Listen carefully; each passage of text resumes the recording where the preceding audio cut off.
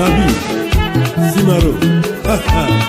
Mosala ezalaka na bakolo na yango Soso elelie Soso ekolela ngo ya he Soso ekolela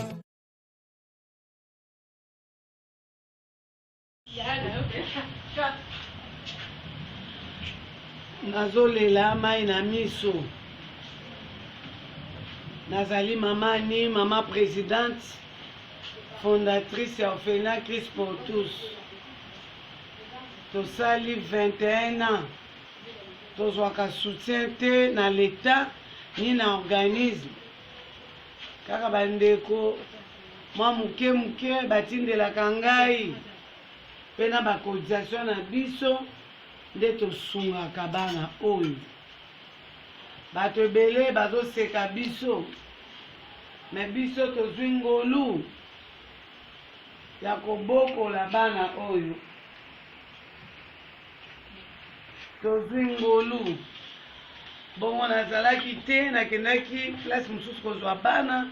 badokter babengi ngai balobi nakende ozwa mwana mama moko aboyi mwana oyo paske aza mutu munene aboyi mwana oyo bozomona bebe oyo abomi enzala 11 jours mwana amelaka te eloko te ntango nakomi kuna balakisi ngai mwana afungoli misu aseki apres agangi lokola na mesana na bango nayoki langage alobi mama soko otiki ngai nazokufa nde tozwaki ye nakoti ne na hôpital wana batraite ye tofuti $100 soki totali na bakisi mosusu mpe toleki docteur batini nga bapédiatre mpona motu oyo bozomona na mama yemo na mama yemo babi eza traitable me nakotane na scanner batini nga na HG na présente ka oyo me basengi nga $250 tofutaki bapesi lelo baresultat lelo nakanisaki ke tozokende badokter bakosbenda bakosala opération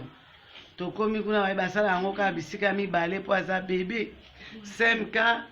na ngalema santerre mais il me faut $7000 bandeko na nga naleli na mama yemo naleli nazali kosenga na mutu nyonso tu ya mawa oyo akolanda video oyo lelo aya kosunga tokei lisanga na bamama tokei na bamama oyo bozomona totamboli na bango depuis ntongo tokomi kuna babimiseli biso performant oyo docteur asengaki balobi boye topesa $6200 bandeko na nga toali kosenga lisungi na bino nyonso bozali kolanda video oyo bosoutenir biso numero na ngai ezali 089 99 79 675 tosalisa mama mwana oyo mpona balobi ke aza nano moke basala ye le plus vite possible naza na $500 oyo bandeko mosusu batindelaki ngai yango nazosenga na bino bosoutenir biso tobondeli bino tala bebe oyo pe tozwaka ye pe Beterli viens ici ye pe azalaki bongo tosova ye na mbongo ya leta te na mutu te kaka bacotisation na biso tozosenga na bino pe tala ndenge akomi bosunga mama Jolie loba Beterli pe loba aide ngande mama lobi kaka toza na posa lisungi po mwana oyo un jour akoservir mboka un jour akozala moto seigneur asunga ko tala bamai ndenge etondi na biso moko tokoka te mutu oyo soki babendi bamai oyo ekosila nango ya kozonga na ye moto bato bazokanisa nde bamoni motu bomonstre me aza monstre te aza mobili. Seigneur ayoka mawa atushe mitema na bino mpe afongola banzela mpo bosunga biso mpo mwana oyo azala mutu abika mpo so totike kaboya koya kokufa pamba. Kolo ayoka mawa mama te tata te babwaki ye kobwaka. Pitié pitié pitié pitié na leli na lembi bopesa boede tala yeyo ayebaki komela biberon te nalakisi ye. Bandeko na nga nakoki kosomba babijou nakoki kolata